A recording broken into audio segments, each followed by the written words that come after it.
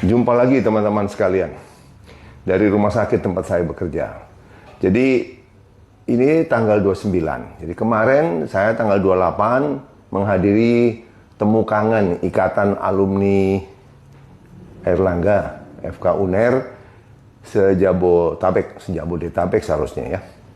Dan dalam pertemuan itu tentu kita semacam reuni, kemudian saya diminta untuk berbicara mengenai hidup sehat ala Dr. Henry lah.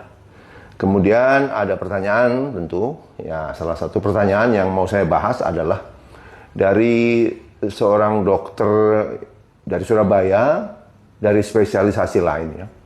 Yang bertanya bagaimana soal kalau latihan itu kaitannya dengan radikal bebas ya. Dan saya katakan memang karena ya ruangannya hiruk pikuk ya.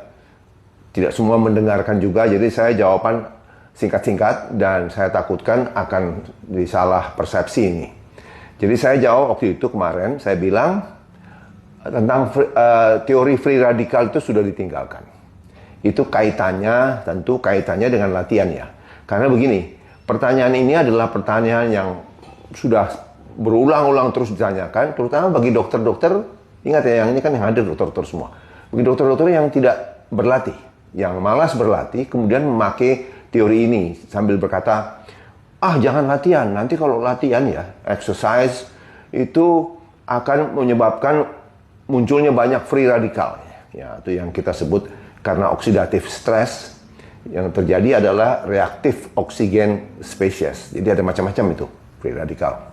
Jadi itu tidak baik untuk kesehatan ya, bahkan penyakit macam-macam muncul sampai kanker. Nah, yang saya maksudkan teori sudah ditinggalkan. Teori free radikal yang dikaitkan dengan olahraga itu sudah ditinggalkan. Kenapa? Karena pada saat kita berolahraga, tentu makanya ada guideline yang selalu saya ulang-ulang, yaitu dari American College of Sports Medicine, American Heart Association, bahwa itu selalu dikatakan minimal kan. Jadi maksimalnya terserah. Jadi minimal itu kalau kardio atau aerobiknya harus 150 menit per minggu dibagi 5 hari. Jadi tiap kali latihan cuma 30 menit. Kemudian ditambah harus ada strength training, resistance training, weight training selama minimal 2-3 kali per minggu. Nah, kalau yang bahaya itu, kalau Anda mengikuti guideline ini, tentu tidak mungkin bahaya. Kalau bahaya tidak mungkin American Heart Association, American College of Sports Medicine menganjurkan ini. Kenapa bisa? Karena ternyata pada saat kita latihan yang T3 ya, tepat, teratur dan terukur, tidak berlebihan ya tentunya. Poinnya adalah tidak berlebihan, yaitu akan menimbulkan antioksidan dalam badan kita ya, antioksidan dalam badan kita yang kita sebut endogenous antioksidan. Jadi antioksidan itu bisa dari badan kita sendiri yang muncul pada saat latihan. Jadi itu pun masih dibagi, yaitu ada enzimatik dan non-enzimatik. Nanti saya lampirkan. Baru di luar endogenous yang dari badan kita ada exogenous antioksidan. Nah, ini segala macam suplemen lah ya. Yang kemarin juga ditanyakan, saya bilang ya boleh aja itu untuk tambah-tambah. Karena saya sendiri misalnya, saya juga minum vitamin C, gitu. Terus minum juga ubiquinone. Ubiquinone itu CoQ10 ya. Karena CoQ10 itu sebenarnya istimewanya dia ada juga di dalam kategori endogenous antioksidan. Jadi dihasilkan oleh tubuh kita. Tapi ingat, kita makin tua, produksi CoQ10 kita ini, ubiquinone ini berkurang. Sehingga ada baiknya, ada benarnya menambah dari luar.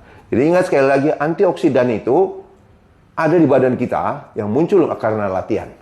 Jadi jangan pakai alasan bahwa kalau latihan nanti free radikal muncul, ya, jadi justru menyebabkan penyakit macam-macam. Tidak, ini adalah alasan yang sudah bertahun-tahun saya dengar. Ya. Jadi sekali lagi, sesuai anjuran, guideline yang dianjurkan oleh badan yang bergengsi ini, itu aman. Tentu kalau Anda berlebihan, memang kalau buat orang yang belum pernah olahraga, masalah kita adalah ingin mendorong mereka untuk mulai olahraga dan tetap olahraga.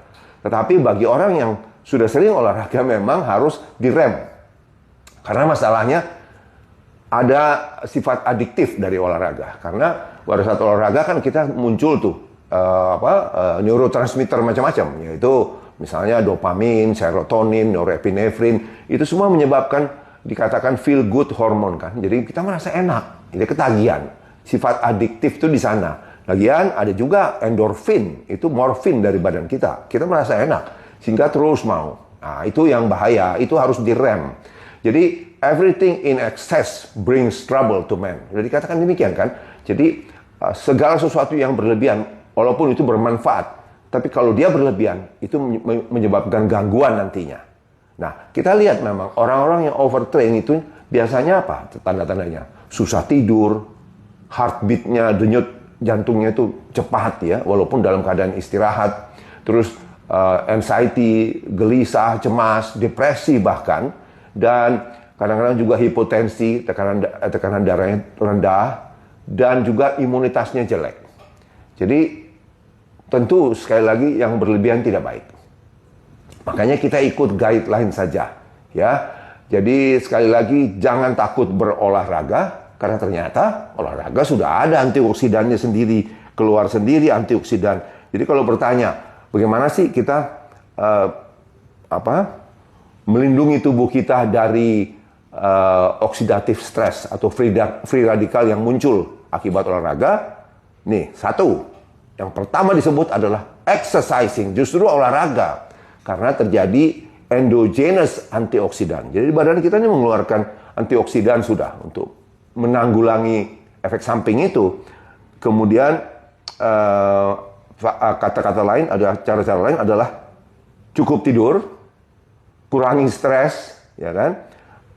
Batasi alkohol, bahkan kalau bisa jangan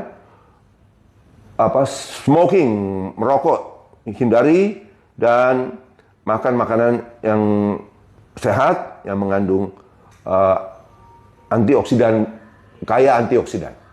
Ya, tapi itu tambahan lah ya, karena kita bilang jangan khawatir. Ternyata dengan latihan tubuh kita bikin kok pelindungnya, ya. Asal sekali lagi jangan berlebihan. Semua yang berlebihan bahaya. Jadi ada dosisnya. Makanya selalu saya katakan olahraga itu harus T3, tepat, teratur, terukur. Jok ngawurai ya. Jangan dikira olahraga gampang asal gerak, malah cedera nanti, ya. Saya ortopedi, konsultan sport. Jadi moga-moga ini ada manfaatnya dan tidak timbul bingung lagi. Pokoknya untuk Anda sehat, selalu saya bilang singkatan yang saya pakai adalah DESS. Diet, perhatikan apa yang Anda makan. Jadi hindari makanan proses ya. Proses food itu tidak baik. Biasanya makanan-makanan sampah itu, gorengan. Kemudian pentingkan, prioritaskan protein, terutama pada saat kita lanjut usia, tambah perlu itu untuk mengganti sel-sel, semua bahan dasarnya adalah protein. Kemudian exercise tadi sudah disebut, harus ada cardio atau aerobik, dan harus ada weight training.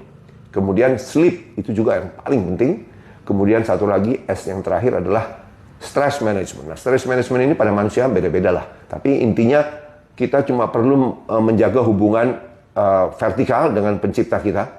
Karena itu akan menenangkan Anda. Karena kalau Anda stres, Anda tempat mengadu. Kemudian juga harus ada hubungan horizontal dengan sesama manusia. Karena manusia ini adalah makhluk sosial, ya. Justru kesepian itu dikatakan, nah, kalau Anda menyendiri, kesepian, tidak ada hubungan dengan teman-teman, keluarga, itu sama buruknya dengan Anda merokok 15 batang sigaret per hari. Semoga ada manfaatnya. Dr. Henry Suhendra, stay fit and strong.